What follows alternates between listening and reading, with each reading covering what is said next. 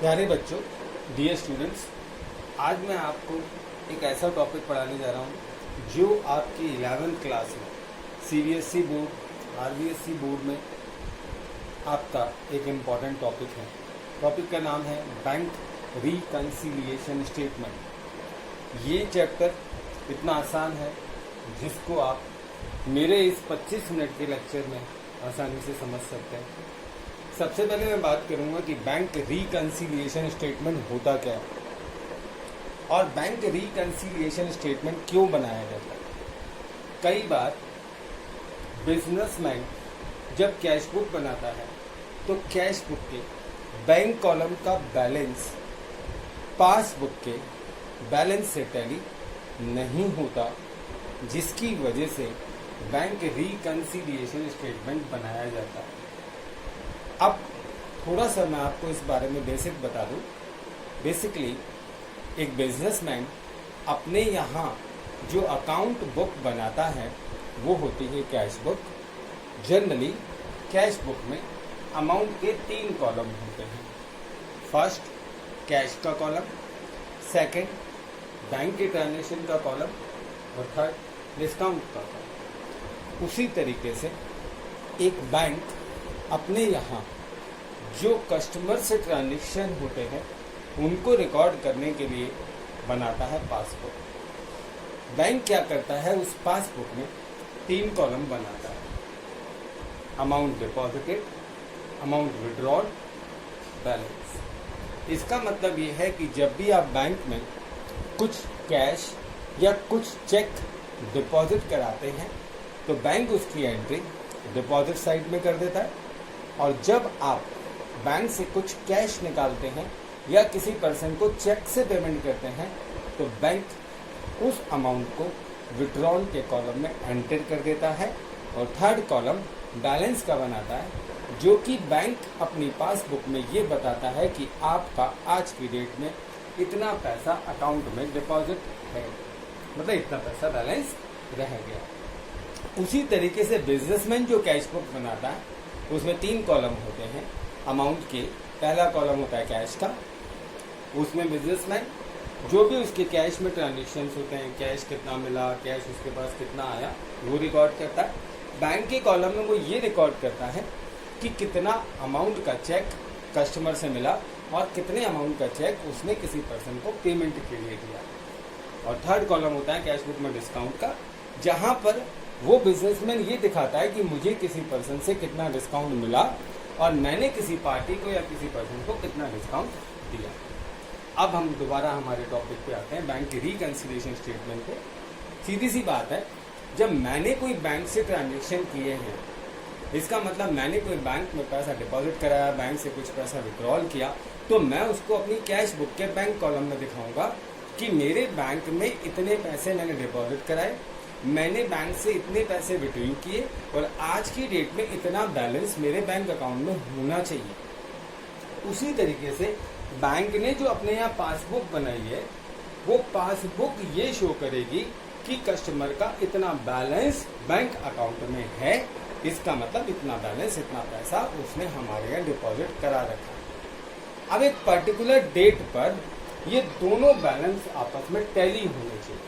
इसका मतलब ये कि अगर बिजनेसमैन अपने यहाँ कैश बुक बना रहा है तो कैश बुक में जितना बैंक का बैलेंस आ रहा है, सपोज बैंक का बैलेंस आ रहा है 50,000, इसका मतलब बिजनेसमैन ये कह रहा है कि मेरे बैंक में 50,000 रुपये डिपॉजिट है।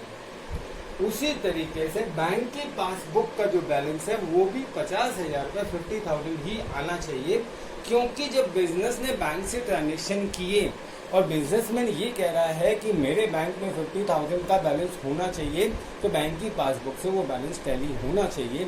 लेकिन कई बार ये दोनों बैलेंस आपस में टैली नहीं हो पाते, जिसकी वजह से बैंक रिकन्सिलिएशन स्टेटमेंट बनाया जाता है। ऐसे कौन कौन से रीजन होते हैं वो थोड़ा सा देख लेते हैं। फर्स्ट है cheque issued but not presented for payment. इसका मतलब ये होता है कि सपोज मेरा बिजनेस है, मैंने क्या किया, मिस्टर राम को 10,000 रुपये का चेक दिया। तो अब जैसे ही मैंने 10,000 रुपये का चेक दिया, मैं तो क्या करूँगा, अपनी कैश बुक में जाऊँगा और मैं ये मान लूँगा कि राम ने मेरे बैंक अकाउंट से पैसे निकाल लिए। इसका मतलब ये हुआ कि मैं अपनी कैश बुक में जाकर जो मेरा बैंक कॉलम है वहां जाकर मैं माइनस कर दूंगा, माइनस की एंट्री कर दूंगा। इसका मतलब बैंक में जितना पैसा मेरा डिपॉजिट था वो कम हो गया क्योंकि मैंने राम को चेक दिया। सपोज मैंने राम को 10,000 का चेक दिया तो मैं अपनी कैश बुक में -10,000 कर दूंगा बैंक के कॉलम में, ये मानते हुए कि राम ने पैसे निकाल लिए होंगे। लेकिन हुआ क्या, राम ने वो चेक अपनी पॉकेट में रख लिया और वो बैंक में पैसे निकालने नहीं गया। मैंने क्या किया, 31 मार्च को जब अपनी कैश बुक का बैलेंस निकाला तो मैंने देखा कि 10,000 रुपये मेरी कैश बुक में कम है क्योंकि मैंने राम को चेक दिया था। फिर मैंने क्या किया, 31 मार्च को मैं बैंक के पास गया और मैंने बैंक को बोला कि मेरी पासबुक में एंट्री कर दीजिए। जब मैं बैंक की पासबुक में एंट्री करवा के आया तो मुझे पता लगा कि 31 मार्च तक यहाँ -10,000 हुआ ही नहीं। क्यों नहीं हुआ? क्योंकि मैंने राम को 10,000 का चेक दे दिया ये मानते हुए कि राम मेरे बैंक से जाके पैसे निकाल लेगा, लेकिन उसने मेरे बैंक से पैसे नहीं निकाले। तो बाबा आप जरा सोचिए, जब उसने बैंक से पैसे निकाले ही नहीं तो बैंक अपनी पासबुक में एंट्री कैसे करेगा कि 10,000 रुपये चले गए? तो मैंने तो कर दी अपनी कैश बुक में एंट्री क्योंकि मैंने तो ये मान लिया था राम 10,000 का चेक मैंने राम को दिया है और राम 10,000 रुपये जाकर बैंक से निकाल लेगा। अब आपने देखा मेरी कैश बुक के बैंक कॉलम में 10,000 रुपये माइनस हो चुके हैं। इसका मतलब मेरा कैश बुक का 10,000 का बैलेंस कम आएगा, लेकिन यही बैलेंस पासबुक में कम नहीं होगा। इस वजह से मेरा कैश बुक का जो बैलेंस आ रहा था या पासबुक का जो भी बैलेंस आ रहा है वो टैली नहीं होगा। सेकंड रीजन होता है check deposited but not presented for payment for collection. हो सकता है जैसे मैंने अभी यहाँ राम को चेक दिया, सपोज एक पर्सन था मिस्टर श्याम, मुझे उससे 5,000 का चेक मिला तो मैंने क्या किया, चेक मिलते ही उस चेक को बैंक में डिपॉजिट करा दिया। अब जब मैं चेक बैंक में डिपॉजिट कराऊंगा तो मैं अपनी कैश बुक में क्या मान के चलूंगा कि जो चेक मिस्टर श्याम से मुझे मिला वो पैसा मेरे बैंक अकाउंट में आ जाएगा और बैंक मेरे अकाउंट में वो पैसा जमा कर देगा। लेकिन हुआ क्या, मुझे श्याम से चेक मिला था 5,000 रुपये का, मैंने अपनी कैश बुक में एंट्री कर दी ये मानकर कि वो पैसा मेरे बैंक अकाउंट में भी आ जाएगा। पर पता लगा 31 मार्च तक जो चेक मुझे मिला था वो चेक मैंने बैंक में डिपॉजिट तो करा दिया, लेकिन चेक की क्लियरिंग नहीं हुई। क्लियरिंग का मतलब ये होता है कि बैंक ने 31 मार्च तक वो पैसा मेरे अकाउंट में क्रेडिट ही नहीं किया, मेरे अकाउंट में डिपॉजिट ही नहीं किया। तो अब जरा सोचिए, मैंने तो अपनी कैश बुक के बैंक कॉलम में एंट्री कर दी ये मानते हुए कि 5,000 रुपये मेरे अकाउंट में आ गए, लेकिन वास्तव में 31 मार्च को वो 5,000 रुपये बैंक में आए ही नहीं। तो जब बैंक में आए ही नहीं तो क्या पासबुक में वो 5,000 रुपये प्लस होंगे? नहीं होंगे, हो ही नहीं सकते, क्योंकि जब वो चेक क्लियर ही नहीं हुआ इसका मतलब बैंक ने उस पर्सन के अकाउंट से पैसे निकाल कर मेरे अकाउंट में ट्रांसफर नहीं किए तो आएंगे कहां से? क्लियर? थर्ड रीजन होता है इंटरेस्ट अलाउड और क्रेडिट बाय बैंक। इसका मतलब ये होता है कि कई बार बैंक क्या करता है, जितना पैसा हम बैंक में डिपॉजिट कराते हैं, जितना हमारा बैलेंस होता है उस बैलेंस पर हमें इंटरेस्ट देता है। जनरली ये इंटरेस्ट बैंक हमें क्वार्टरली देता है। क्वार्टरली का मतलब हर 3 महीने में इंटरेस्ट बैंक हमारे अकाउंट में क्रेडिट कर देता है। तो बैंक तो क्या करेगा, जितना पैसा क्वार्टरली मेरे अकाउंट में डिपॉजिट होगा उसमें क्या करेगा, मेरा जो बैंक अकाउंट है वहां जाकर क्या करेगा, जितना भी इंटरेस्ट है मेरे अकाउंट में प्लस कर देगा। सपोज मुझे 200 रुपये इंटरेस्ट मिला तो बैंक क्या करेगा, मेरी पासबुक में 200 रुपये प्लस कर देगा, मेरे अकाउंट में ये मान लेगा कि उसने मुझे 200 रुपये इंटरेस्ट के दिए। पर हुआ क्या, जब 31 मार्च को मैंने अपनी कैश बुक बनाई तब तक मैंने अपनी पासबुक में एंट्री नहीं करवाई थी और मुझे पता नहीं लग पाया कि बैंक ने मुझे 200 रुपये इंटरेस्ट दे रखा है। तो जब मैंने अपनी पासबुक में एंट्री नहीं करवाई 31 मार्च तक, जिस डेट को मैं अपनी कैश बुक बना रहा हूँ, तो अब जरा सोचिए क्या मेरी कैश बुक में ये 200 रुपये प्लस हो पाएंगे? नहीं हो पाएंगे। क्यों?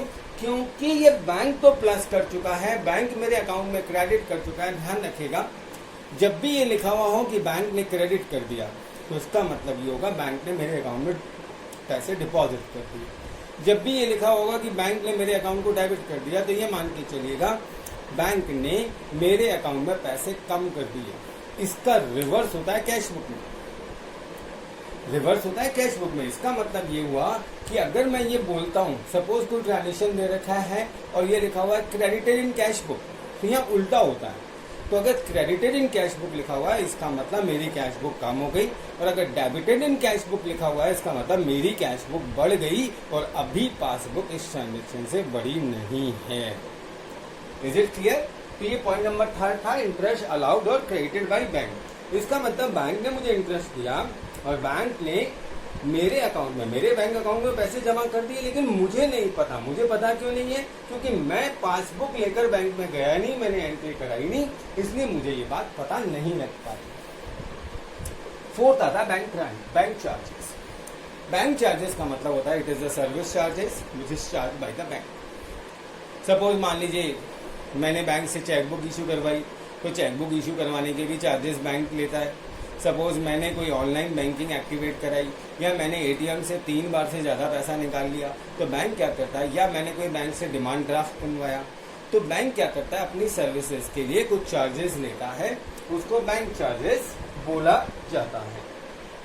अब होता क्या है, सपोज मान लीजिए मैंने एटीएम में 3 बार से ज़्यादा पैसे निकाल लिए और बैंक ने फिक्स कर रखा है कि अगर आप किसी दूसरे एटीएम में 3 बार से ज्यादा कैश विड्रॉ करोगे तो हम आपसे 20 रुपए पर ट्रांजेक्शन लेंगे। अब बैंक मुझसे वो 20 रुपए मांगने थोड़ी आएगा, वो क्या करेगा, मेरे अकाउंट में जो मेरा बैंक के अकाउंट खुला हुआ है उसमें 20 रुपए वो माइनस कर देगा। इसका मतलब सपोज मेरे अकाउंट में 1000 रुपए डिपॉजिट थे, तो वो 20 रुपए अपनी सर्विसेज के काट लेगा और मेरे अकाउंट में डिपॉजिट दिखा देगा 980। लेकिन जिस डेट को 31 मार्च को मैंने अपनी कैश बुक बनाई, उस डेट को मैंने अपनी पासबुक में एंट्री नहीं करवाई। पासबुक में एंट्री नहीं कराई, इसका मतलब मुझे पता नहीं लग पाया कि ये 20 रुपीज बैंक मेरे अकाउंट में काट चुका है, मेरे अकाउंट में डेबिट कर चुका है। तो बैंक का जब पासबुक का मैं बैलेंस देखूंगा तो वो तो 20 रुपीज से माइनस हो चुका होगा, लेकिन मेरी कैश बुक 20 रुपीज से माइनस नहीं होगी, क्योंकि 31 मार्च तक मुझे पता ही नहीं चला कि बैंक ने मेरे अकाउंट में 20 रुपए डेबिट कर रखे हैं, 20 रुपए माइनस कर रखे हैं। Another reason is interest charge by bank on overdraft. Overdraft का मतलब होता है लोन। सपोज मैंने बैंक से अगर कोई पैसा बोरो कर रखा है, बैंक से कोई पैसा उधार ले रखा है, तो बैंक मुझसे उस ओवरड्राफ्ट पर, उस लोन पे इंटरेस्ट चार्ज करता है। तो जब बैंक आपसे इंटरेस्ट लेगा, जब बैंक मुझसे इंटरेस्ट लेगा, तो कभी कैश में नहीं लेगा, वो क्या करेगा, उस इंटरेस्ट को मेरे अकाउंट में से माइनस कर देगा।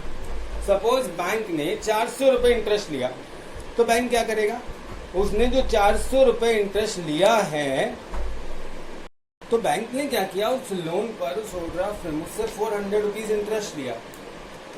तो बैंक ने अगर मुझसे 400 रुपए 400 रुपीज मुझसे इंटरेस्ट लिया है, तो आप सोचिए बैंक क्या करेगा।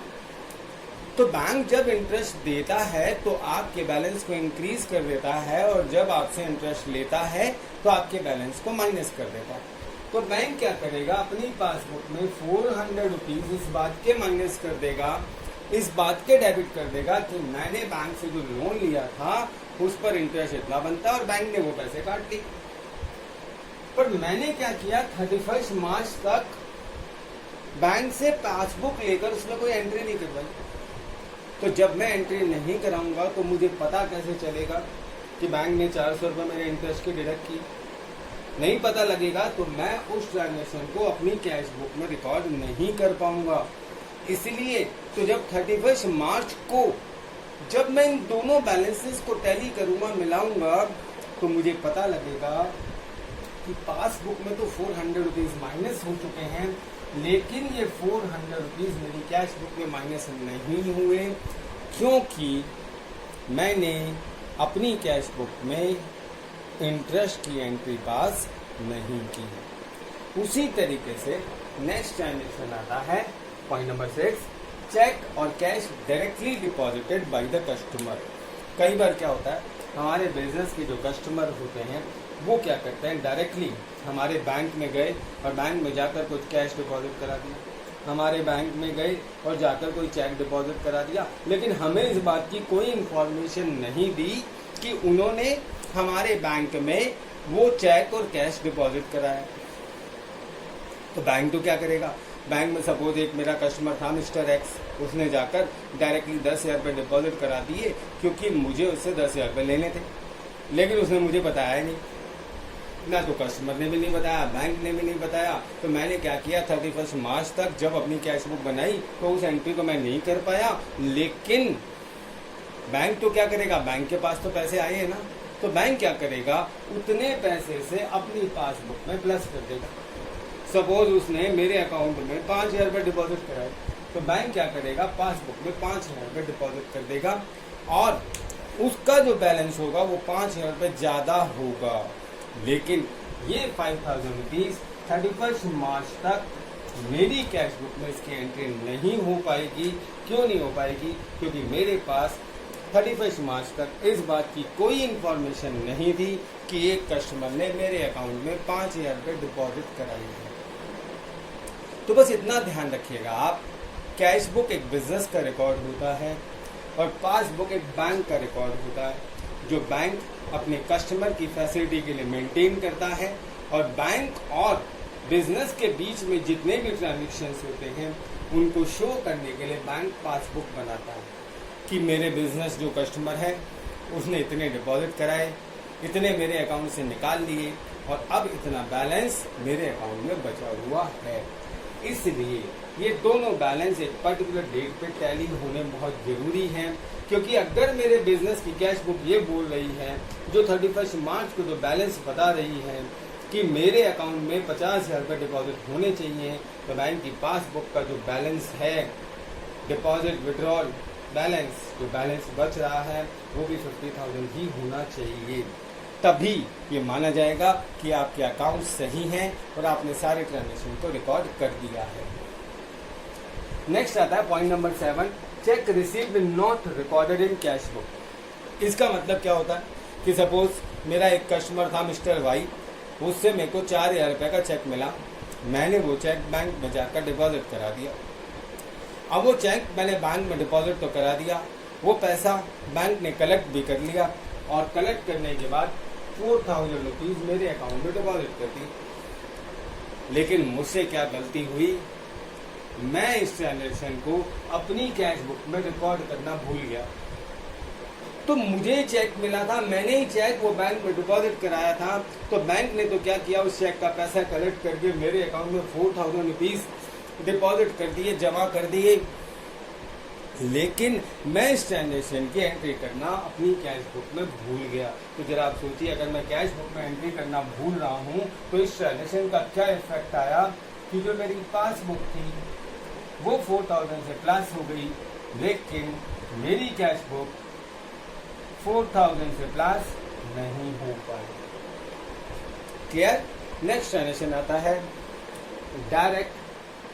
पॉइंट नंबर 8 हम डिस्कस कर रहे हैं, direct payment made by bank. इसका मतलब क्या होता है, कई बार हम क्या करते हैं, बैंक को इंस्ट्रक्शंस दे के रखते हैं कि देखिए ऐसा है, मुझे लाइफ इंश्योरेंस प्रीमियम का पेमेंट करना है, मैं तो भूल जाता हूँ, उसकी डेट है 15 अक्टूबर, तो मैंने बैंक को रिटर्न में दे दिया कि जैसे ही 15 अक्टूबर आए, लाइफ इंश्योरेंस का जो प्रीमियम का जो चेक आएगा या जो ECS आएगा आप उसका पेमेंट कर देना। सपोज मेरा इलेक्ट्रिसिटी का बिल आता है 27 मार्च को, मैं भूल जाता हूँ, तो बैंक को मैंने इंस्ट्रक्शंस दे रखे थे कि जैसे ही इलेक्ट्रिसिटी का बिल आएगा मैं आपके पास भेज दूंगा, आप पेमेंट कर देना। तो बैंक ने क्या किया, डायरेक्ट पेमेंट कर दिया मेरे बिहाफ पर।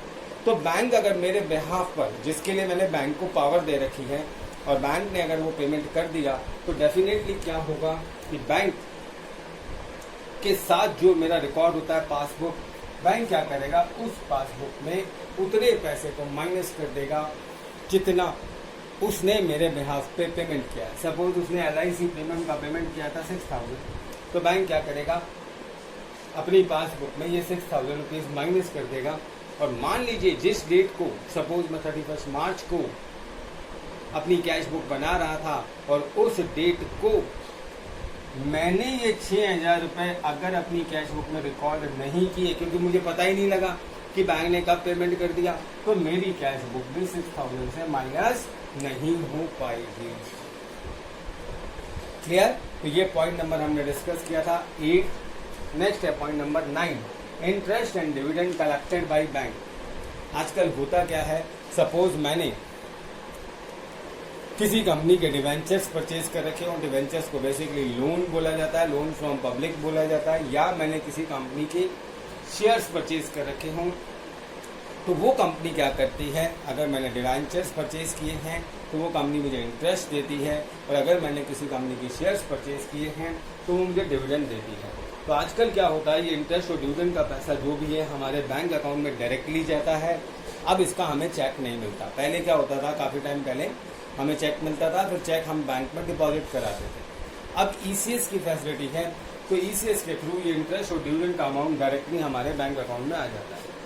अब सपोज 31 मार्च को मैं अपनी कैश बुक बना रहा था, मुझे तो पता ही नहीं, क्योंकि ना तो मुझे बैंक ने बताया कि भाई साहब आपके अकाउंट में इंटरेस्ट का पैसा आया, डिविडेंड का पैसा आया, और ना ही मैंने क्या पासबुक में एंट्री करवाई। सपोज इंटरेस्ट और डिविडेंड के मिलाकर मेरे बैंक अकाउंट में आए 1500 रुपये, तो बैंक तो क्या करेगा, जो हमारे बीच में ट्रांजेक्शन के लिए पासबुक बनी हुई है, बैंक क्या करेगा, उस पासबुक में प्लस कर देगा। क्योंकि जब भी, ध्यान रखिएगा, जब भी क्वेश्चन में क्रेडिटेड वर्ड लिखा हुआ हो, क्रेडिटेड का मतलब होता है बैंक ने हमारी पासबुक को बढ़ा दिया, तो बैंक क्या करेगा, उस पासबुक में 1500 प्लस कर देगा। लेकिन 31 मार्च तक मैंने पासबुक में कोई एंट्री नहीं करवाई, और बैंक ने मुझे इस बात की कोई सूचना नहीं दी कि आपके अकाउंट में 1500 रुपये जमा हुए हैं, तो उस डेट को पासबुक में तो 1500 रुपये प्लस हो चुके होंगे, लेकिन कैश बुक में 1500 रुपये प्लस नहीं हुए होंगे। तो इस ट्रांजेक्शन की वजह से भी हमारा दोनों का बैलेंस टैली नहीं होगा, और हमें बीआरएस बनाना पड़ेगा, बैंक रिकंसिलिएशन स्टेटमेंट। लास्ट आता है पॉइंट नंबर 10 और 11, मिस्टेक्स इन कैश बुक और mistakes in passbook. Mistakes in cash book का मतलब क्या होता है, सपोज मैंने क्या किया, जब मैं अपनी कैश बुक बना रहा, कैश बुक में 2 साइड होती है, receipt side, payment side. Suppose मैंने 3 कॉलम कैश बुक बनाई, तो रिसीट साइड में भी 3 कॉलम बनाए, कैश का, बैंक का, डिस्काउंट का। उसी तरीके से मैंने पेमेंट साइड में भी 3 कॉलम बनाए, कैश का, बैंक का, डिस्काउंट का।